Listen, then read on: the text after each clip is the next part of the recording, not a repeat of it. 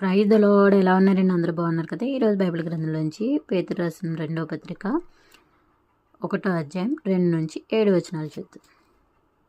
తన మహిమను బట్టి గుణాతిశయములను బట్టి మనలను పిలిచిన వారిని గూర్చిన అనుభవ జ్ఞాన మూలముగా ఆయన దైవభక్తి జీవమునకును భక్తికిని కావలసిన వాటన్నిటినీ మనకు దయచేయుచున్నందున దేవుని గూర్చినట్టు మన ప్రభువైన యేసును గూర్చినట్టి అయినను అనుభవ జ్ఞానం వలన మీకు కృపయు సమాధానము విస్తరించునుగాక.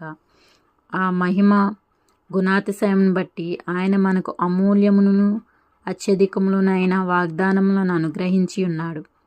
దురాశను అనుసరించుట వలన లోకమందున్న భ్రష్టత్వమును ఈ వాగ్దానము మూలముగా మీరు తప్పించుకొని దేవస్వభావం నందు పాలివారగునట్లు వాటిని అనుగ్రహించెను.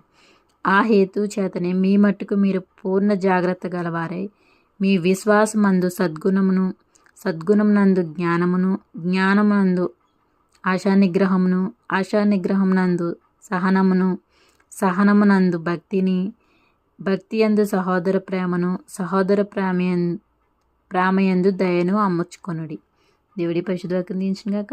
ఆమేన్. May God bless you.